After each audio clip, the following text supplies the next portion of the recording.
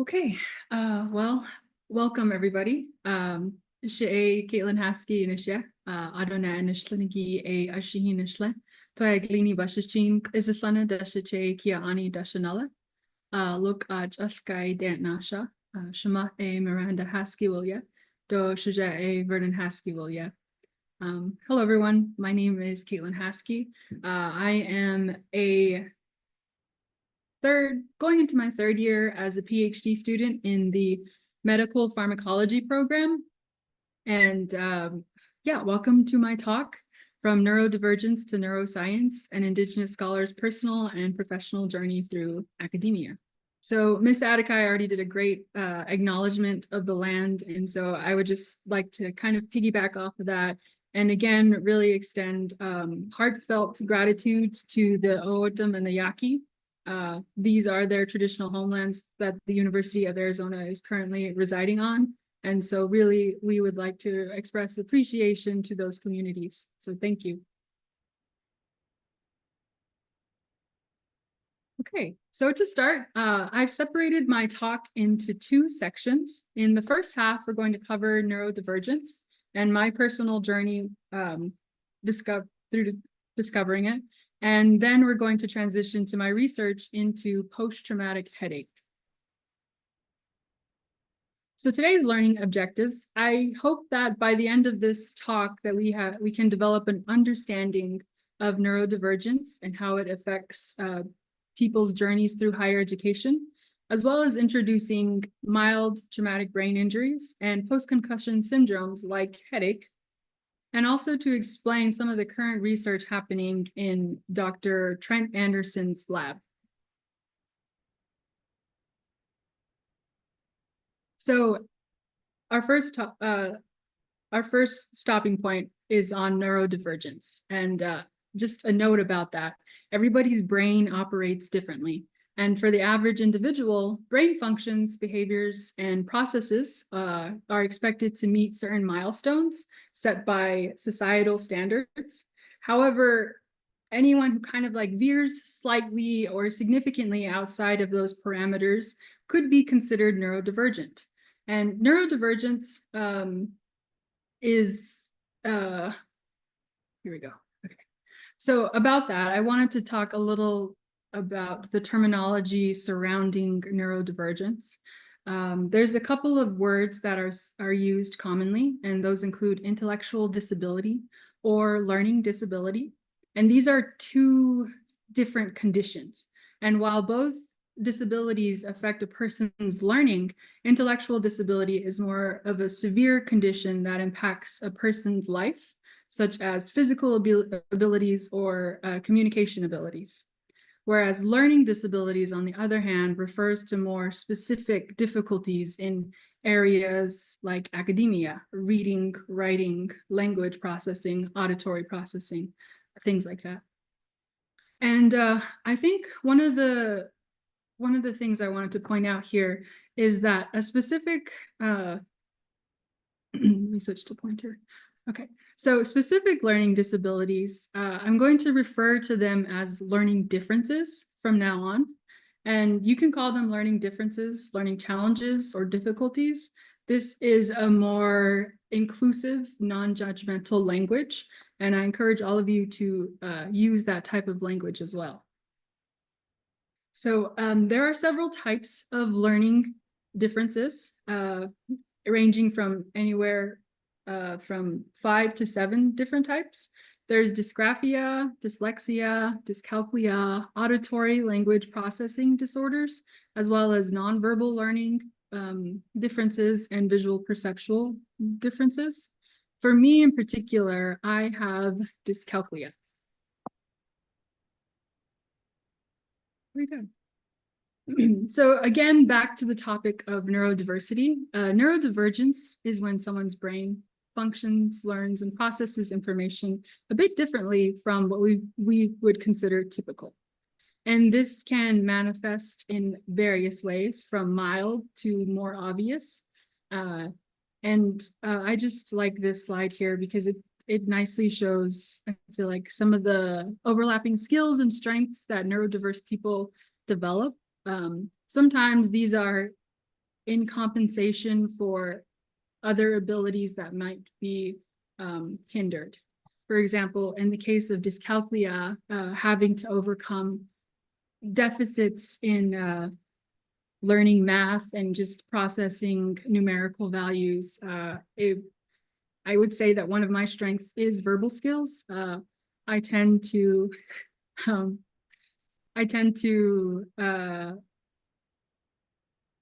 do a lot of writing. I think because in part of the my difficulty with understanding math.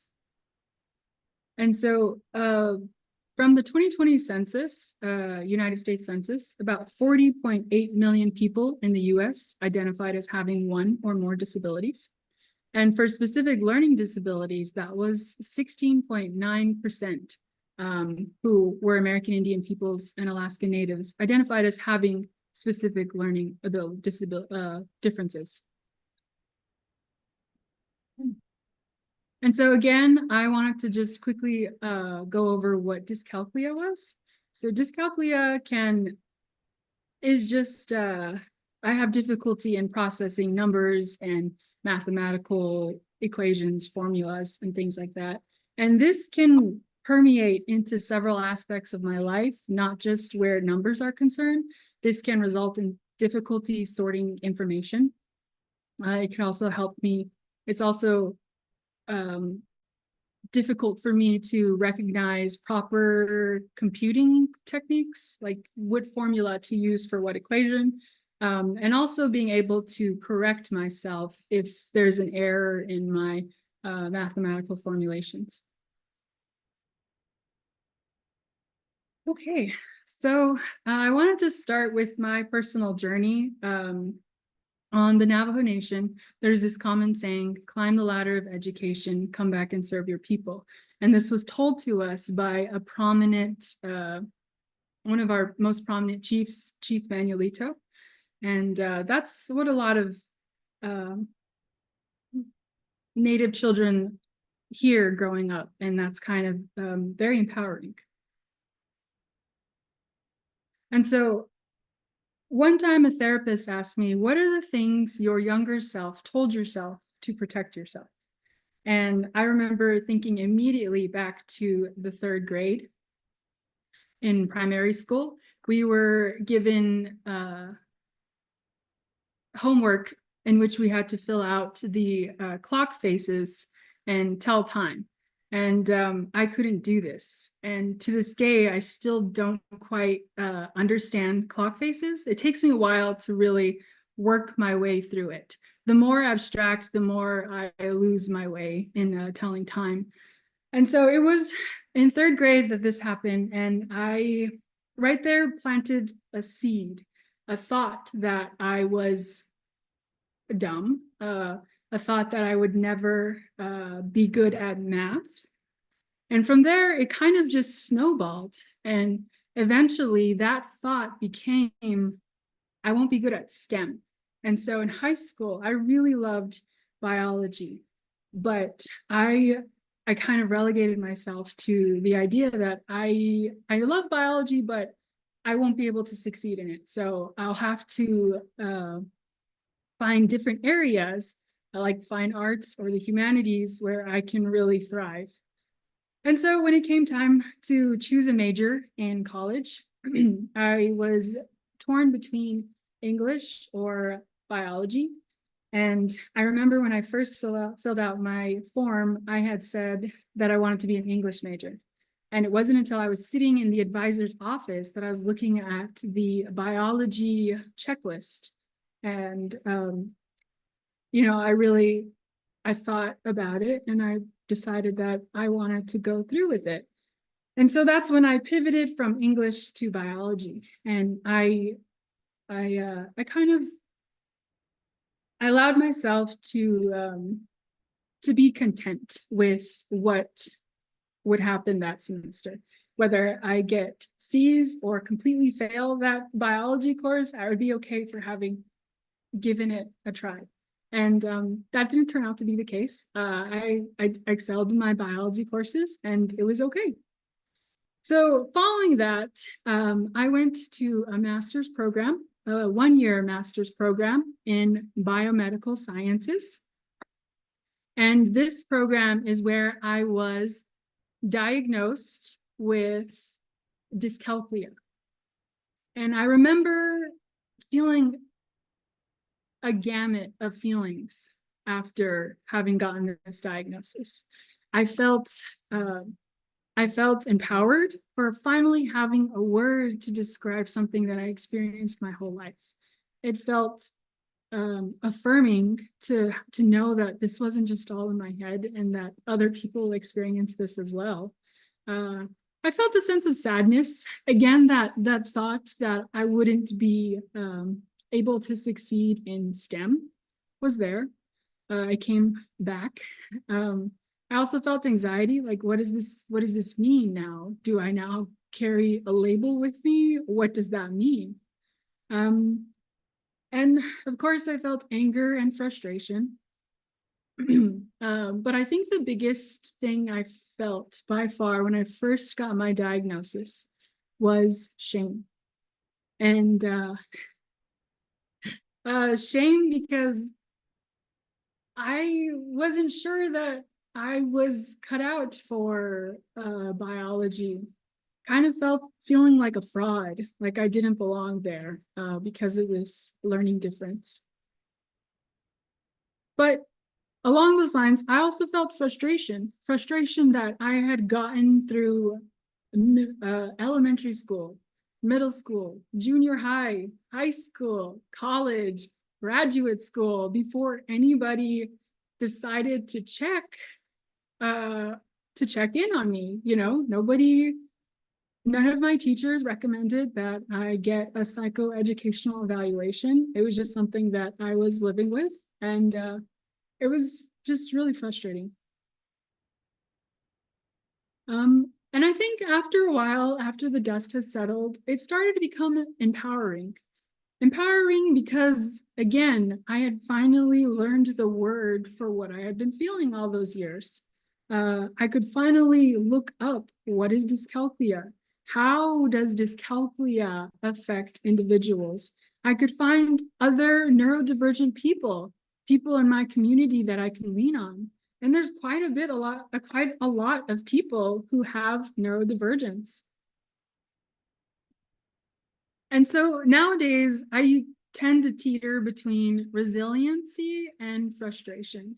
Resiliency because I'm here, I'm doing it, but also frustration because sometimes I wish my brain would just work the way that I need it to work, but that doesn't always tend to be the case. And so, yeah, I go back and forth between these two. And that was my diagnosis journey. But I wanted to provide you all with some more concrete examples of how dyscalculia has affected me. So again, I have difficulty sorting information, and this could be like people with dyscalculia might struggle to organize numerical information. This can lead to confusion in tasks that require sequencing or categorization of numbers. I also have difficulty in recognizing proper computing techniques. So again, some of the math facts that we have learned from primary school all the way till now, I'm not able to easily recall them. It takes a while for me to kind of land on the right formula, right equation. I also have trouble assessing solution approach. I have trouble understanding if my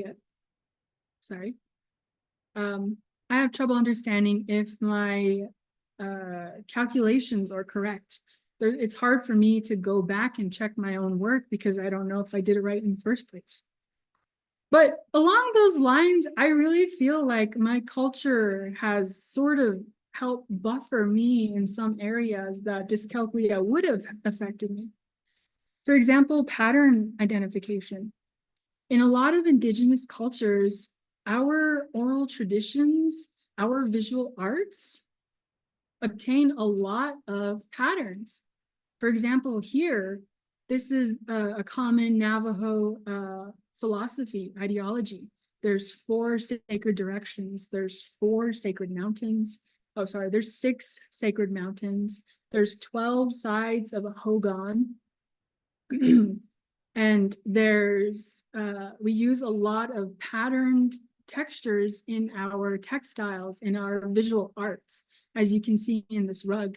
If you fold it in half, you get 2 of the same halves, right? But in addition to that, I also feel like I have a better time with visual spatial processing. So basically, this is just how one understands their position in the world. And that's really called relationality in Indigenous cultures. That's our whole identity, is how do we understand ourselves in relation to everybody else? And so I think the fact that we use a lot of landmarks, physical landmarks in our culture to describe where we are, describe ourselves in relation to other people, has really helped me buffer the effects of visual spatial processing that dyscalculia might have had on me. And here's an example of like a Navajo sand painting. You know, when you ask an Indigenous elder, how do you get to so-and-so? The first thing they're gonna do is pull out a stick and start drawing the map on the dirt for you. So I feel like that's really helped me. That's how my culture has kind of helped me in dealing with some of this stuff. Yes. So as I've navigated the challenges of my specific learning difference, I've also developed a greater, deeper appreciation for the resiliency of the human brain. And this appreciation has driven my interest in neuroscience.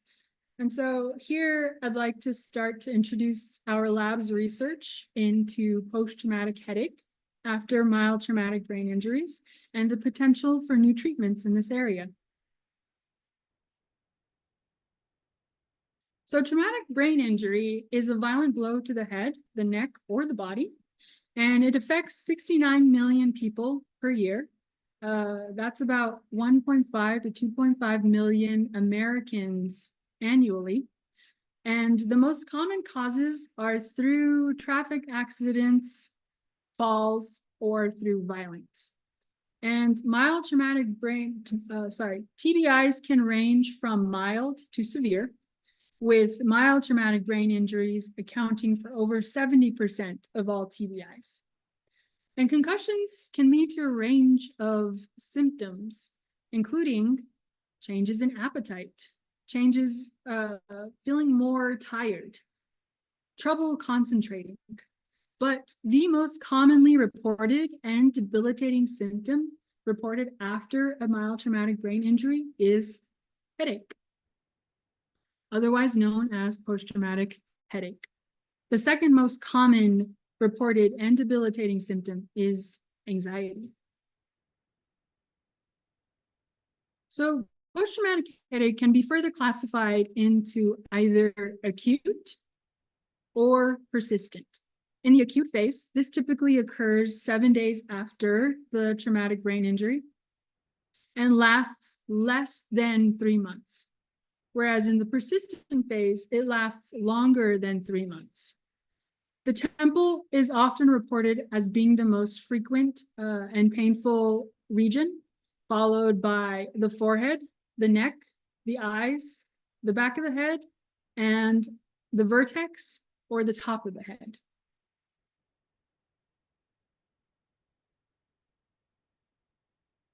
Okay, so there's definitely a critical need to investigate the underlying causes of post-traumatic headache.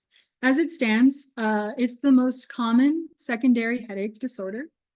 And PTH, a secondary headache disorder is something that develops after a disease or some other condition. So in this case, post-traumatic headache developed as a consequence of a mild traumatic brain injury. And this happens to about 4% of 4% of people who experience headache disorders. 4% may not sound like a lot, but if we do the math, that roughly equates to 2 million Americans. Furthermore, there have been no new pain targets or therapies that specifically are designed to treat post-traumatic headache. Traditional headache therapies, such as ibuprofen or NSAIDs, have been proven ineffective in treating post-traumatic headache. So the bottom line is that the mechanisms involved are poorly understood, but this chronic pain affects a lot of people. So here comes Botox. Yes, Botox, that very one. Onabotulinum toxin A, Botox. This is the one that, you usually hear people use for wrinkles. And that's actually how they found out that it worked as a treatment for migraines. Patients who had a history of migraine and were getting treated cosmetically found that they were getting relief from their migraines as well as smoothing their wrinkles. And, it was really effective for migraine. And we understand post-traumatic headache to look a lot like migraine. And so kind of using that as a jumping off place, migraine was a good place to start, primarily because Botox is already prescribed as a medication for migraine. And also it's easy to administer and it's efficacious. It's been proven to work. So how does Botox work? We're going to talk a little bit about that here. And so first of all, Botox is a bacteria. It comes from Clostridium botulinum. And the way it works is at these axon terminals, neurons will uptake, synaptic vesicles will carry neurotransmitters, which are like messages. And those messages will then elicit a reaction in the nearby neurons or nearby muscles. And so the way Botox works is that it gets uptaken into these synaptic vesicles, internalized, and they start to affect the docking of these synaptic vesicles. They do that, Botox does that by cleaving snare proteins. And thus that inhibits the release of neurotransmitters and they're not able to elicit a reaction. So I'm going to get a little ahead of myself, but I want you to know that Botox does work in PTH. Our lab and collaborators in another lab have published a recent paper on it, and it's actually even starting to go to clinical trials. But before that, I wanted to show you some data that has led to this, to where we are now. But before that, I'm sorry, I have to introduce the how we test for pain, or as we call it, allodynia in our mice model. So to test pain or allodynia, our answer to this is Von Frey. Von Frey is how we can't ask an animal if they're in pain. So Von Frey is our answer to that. So this is a behavioral test in which we poke them. We poke them on the head or on the hind paw. And with that, we're able to count their reactions. If it is a negative reaction, you can see that the mouse doesn't really respond to being touched by the filament. Sure, it knows it's there, but it doesn't respond as much. In a positive case, the mouse will respond a little more to being touched. That could be through aggression, that could be through face stroking or shaking its head. We all count those as positive responses. From those pokes, we're able to take it to a graph. We poke them 10 times in the head and 10 times in the hind paw, and we're able to graph that on this graph here. So on the y-axis, we have the frequency of response. So how many times out of 10 pokes does the animal have a positive response versus a negative response? And we graph that along days. In our mouse model, we've shown that the acute phase ranges from day 1 to day 14. And you can see here, this is an example of whether the mice elicit a reaction after a mild traumatic brain injury. And in this group, the red line here, or sorry, the red dots here, the mTBI mice, those who had an mTBI, they have a higher response to being poked in the forehead as compared to our sham mice. These are the mice that didn't receive an mTBI. They have very little response to the filament, but eventually they both meet at baseline at a similar point. But the thing to note here is one of the most common re-aggravators or triggers of migraines, of headache, is stress. And the way that we stress out the animals in our model is by introducing bright light. We put the mice in a clear box and we put extremely bright lights on them and we stress them out for 15 minutes. And this has been shown to re-aggravate their post-traumatic headache or their migraine. And as you can see, again, those who had an mTBI, they have higher responses to painful stimuli compared to the sham animals. And we do this throughout a 5-hour time course. Yes, and this is the persistent phase. Sorry, forgive me. So that's day 15 onward. Alrighty, so I wanted to talk a little bit about that study we did in Botox with Botox in our mice model. So cutaneous allodynia is what we call it. Cutaneous allodynia specifically refers to pain resulting from stimuli that does not normally provoke pain. You can think of this as, for example, like glasses. Some people, when we put on our glasses, you don't really feel the pressure from the nose pads. But for people who experience migraine or post-traumatic headache, the pressure from the nose pads can be really painful. And that's something that it should not normally be painful, but becomes painful because of these conditions. And so here, again, we have our classic graph. We have the number on the y-axis, the number of times they responded after being poked 10 times. And we have that across days. And so as you can see here, in our mTBI model, the red line, those who received an mTBI and a saline treatment, they had pretty high responses to being poked by Von Frey. As opposed to those who did receive an mTBI, but also received Botox, the blue line here, they have relatively lower responses to being poked. And we see this again. Once we stress them out using bright light stress in the persistent phase, we see again that the mice that had an mTBI and were saline treated have a higher response as opposed to those who have an mTBI but received Botox within 2 hours.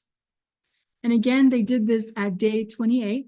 They induced bright light stress, and we saw again that the sham animals, the ones that received just saline, sorry, forgive me, not sham, the ones that just received saline have a higher response than those that received Botox. In fact, Botox stays relatively similar to the sham animals, the ones that did not receive an mTBI. And again, they did bright light stress, day 67, and they saw again that those who, the saline treated animals had a higher response to being poked as opposed to the Botox animals. And the Botox animals actually look like they outperform the sham saline animals. So they tried this again with administering at day 3 and day 12. At day 3, is Botox still efficacious in preventing persistent post-traumatic headache? So again, they put in the Botox, and you can see a similar pattern. Botox outperforms the saline-treated animals. But after day 14, when they induce bright light stress, Botox is slightly elevated, slightly more elevated than just the sham saline-treated animals alone. But again, the Botox the saline mTBI animals are most responsive. Again, they tried this at day 28, and the Botox group is actually kind of high in comparison to the sham and saline animals, but still less than the mTBI and saline treated animals. So they tried this at day 12. And what do we see at day 12? We're going to focus on the persistent phase instead. So in the persistent post-traumatic headache, the saline group, they have high marks for Von Frey. Botox is still kind of high, but here's where it gets interesting. At day 28, the Botox and the saline group became relatively the same. And so that begs the question, why is Botox efficacious when given early, but not later on? And so I know that I just explained a lot of things to you. So thus far, what I really want you to take away from this is that when Botox is administered early, it shows great effectiveness in preventing or treating symptoms of post-traumatic headache. And also, in terms of accessibility and timing, is it feasible for people to get treated right away? What if a patient has persistent post-traumatic headache before Botox is administered? So we're kind of left with the significant question of why Botox is ineffective when given after the onset of persistent post-traumatic headache. Okay, so to answer that question, we have to go back to our migraine pain path model. We have to answer the question, how does mild traumatic brain injury promote the development of post-traumatic headache? And again, we use the migraine pain path model to elucidate this. So in the migraine pain path model, the pain signals are received from the dura or the meninges. Fun fact, the brain does not have any pain receptors. So we get these painful signals from the dura or the meninges. These signals are carried to the trigeminal ganglion. Once there, they travel to the trigeminal nucleus caudalis, or SP5C. This is kind of located in the brainstem. And from there, it just hits a couple of different places. The parabrachial, the periaqueductal gray, but really the next big location is the thalamus. And from the thalamus, it then reaches the cortex. And the cortex is really where we perceive pain. For example, as the signal of pain is going up, we don't know that's pain until it synapses in the cortex and sends it back down through our body. Only then do we know that what we were experiencing was pain. And so there are specific areas that have been shown to be involved in the activation of migraine pain. But before that, we have to get to the actions of Botox. We really have to define the way mTBIs cause pain. Is it similar to how migraine causes pain, or is it different? And so to answer that question, I have to explain a little bit more science here, and I'll try to make this as brief as I can. When neurons fire, calcium is driven in, and calcium then drives the activation of certain types of genes. We call these genes immediate early genes. Specifically, we're looking at CFOS. CFOS is a marker for neural activation. This is because when a neuron fires, it happens in milliseconds. It happens so fast. We can't track that. Well, we can, but not in this way. So instead, we track the gene changes because the gene change sticks around for hours, longer than the neural firing. And so with that, basically, CFOS changes equal changes in neural activity. So a previous postdoc in the Anderson lab, Dr. Megan Rudolph, she used this technique to map changes in the brain activity after a mild traumatic brain injury.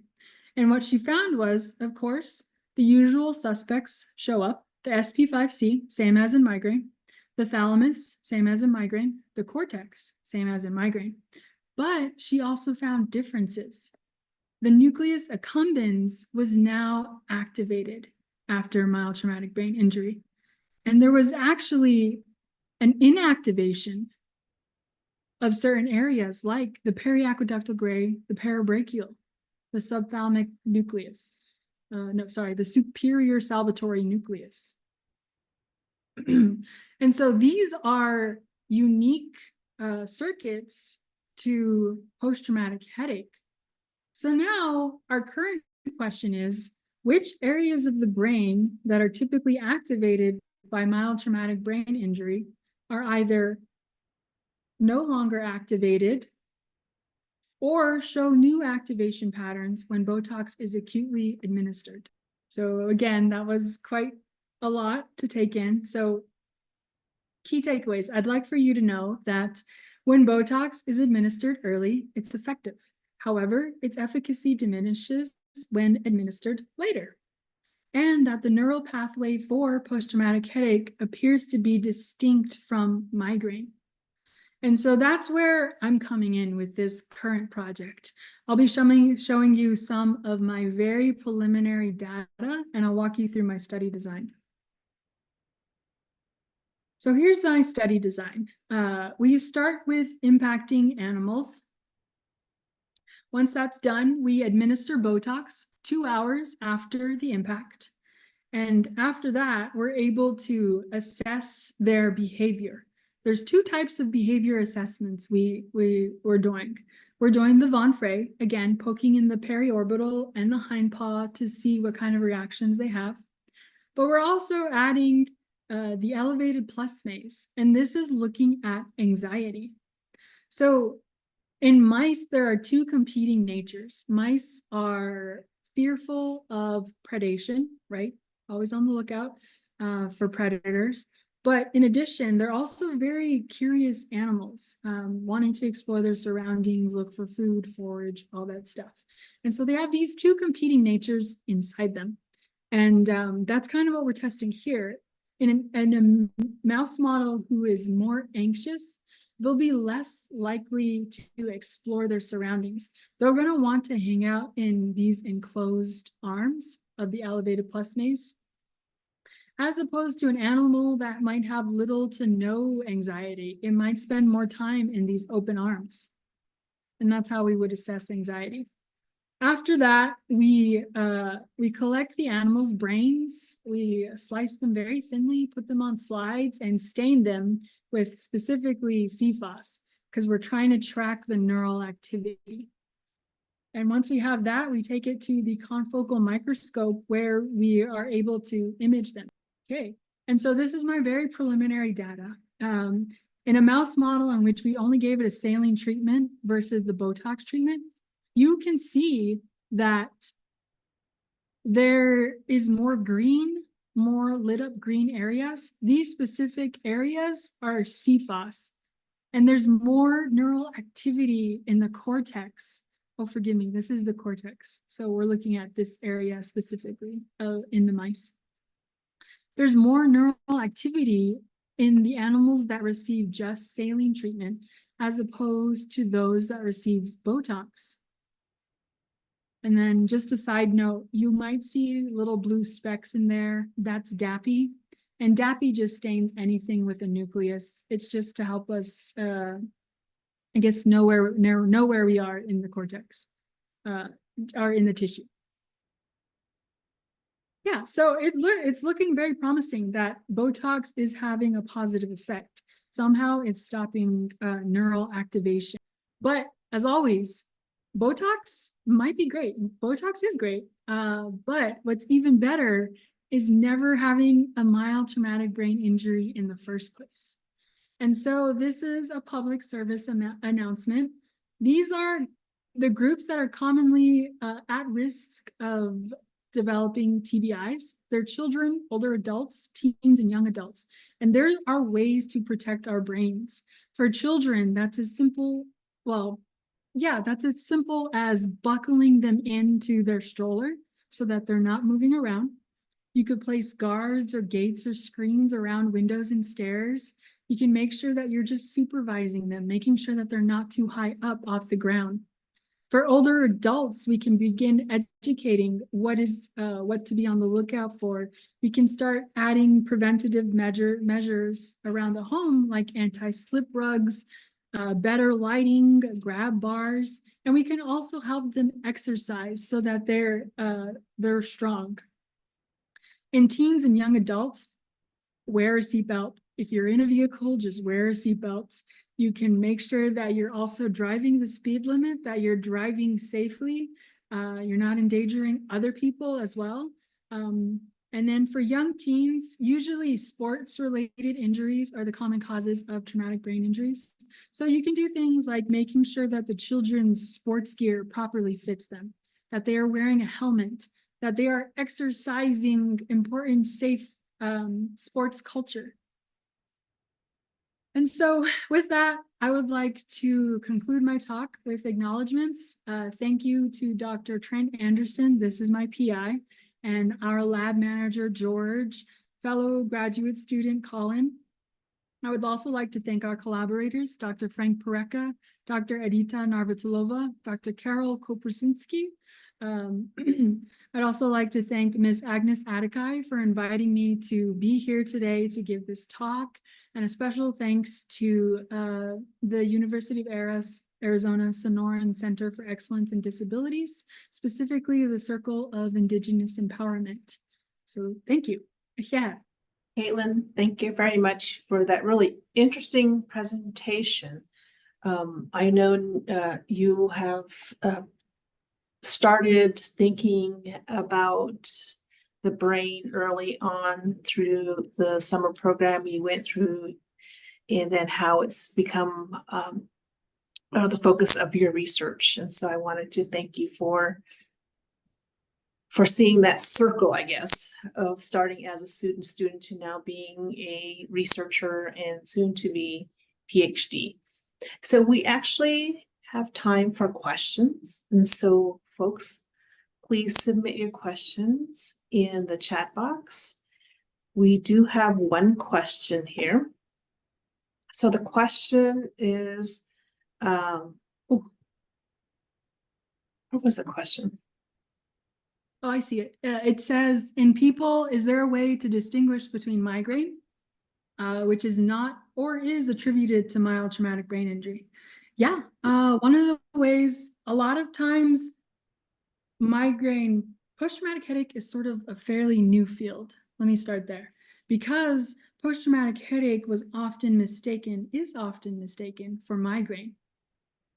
And so migraine is what we call a primary headache. And this is because it isn't really a cause of anything. It can be attributed to genetics. Hereditary usually plays a role in migraine. And so commonly the way you can understand, or you can know the difference between migraine and post-traumatic headache is if you can recall like some sort of head rattling event. Did you hit your head recently? Have you fallen down? Did you notice, like, were you seeing stars? Did you hit the back of your head very hard? Did you vomit? Did you lose consciousness?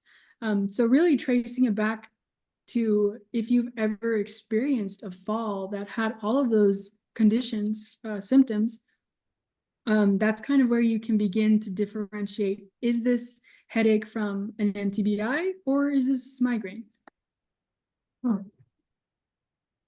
Very good. And we have another question from, I think it might be very similar to what was said earlier from Miranda. How Yes. can one identify early on if one has experienced a mTBI so as to seek early intervention? Yeah, that's a tricky one. Again, it's kind of hard.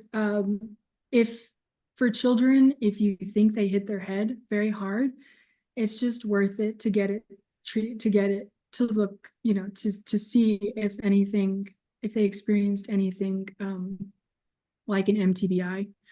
The other thing you can do is if you are, as an adult, experiencing something, again, there are common symptoms after a mild traumatic brain injury.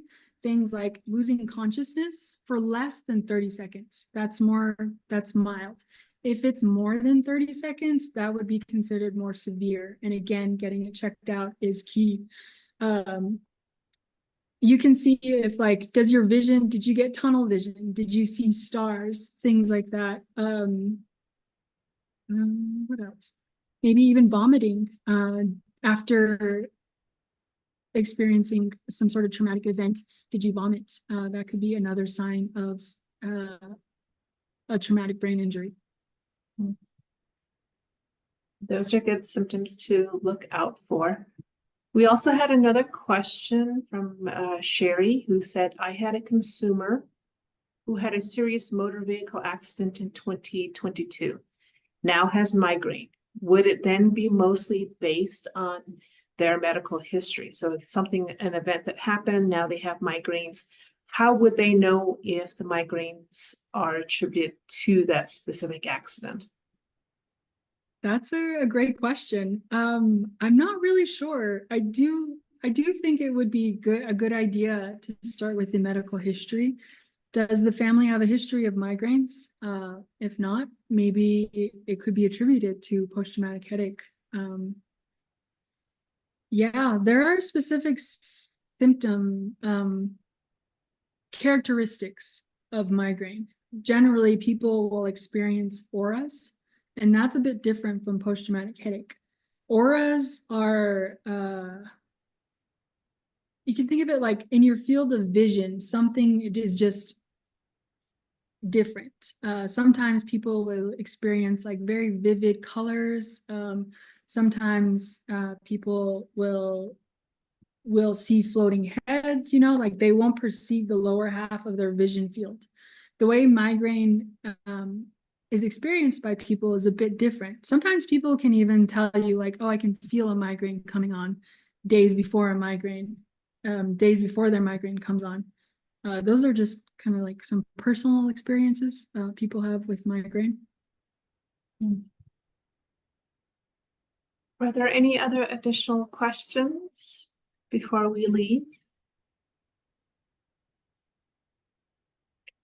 No. So again, Kaitlyn, thank you very much for your presentation. And I want to thank the ASL interpreters and the cart captioners for the wonderful work they do, ensuring that our information is accessible for everyone. Again, thank you for that wonderful presentation. I've learned a lot. I like your visuals, especially with the little thing that hitting the mouse in the head, and then how you do the paw and how to get a different reaction. So I like how that was really explained, because many times people talk about their research and the methods they use, but then it's up to us to interpret what that means. But your visuals provided a better visualization to that. So I want to thank you for explaining that step-by-step process for us. That was really helpful for us. And I think would be helpful for us in the future when we read other articles about that. So again, Kaitlyn, thank you very much. I appreciate that. And for folks out there, we do have another webinar coming up, and that will be on June 21st when we talk about factors of health, genetic counseling with Juliana Williams, who's Tona Octum. She just recently graduated with her master's in genetic counseling, and she'll be talking about genetic counseling as a field and how it would benefit Native people. And then in July 10th, we have our pre-employment services, work-based learning experiences with the Navajo Nation with our presenters, Rosa Roja Franco and Candace Spencer. So again, in the chat, we have a survey for you to fill out to give us feedback, but also all of our webinar sessions. To register, you would just go on to the link that we have provided in there. So again, thank you very much for your participation, and hopefully we'll see you at our next webinar. Thank you.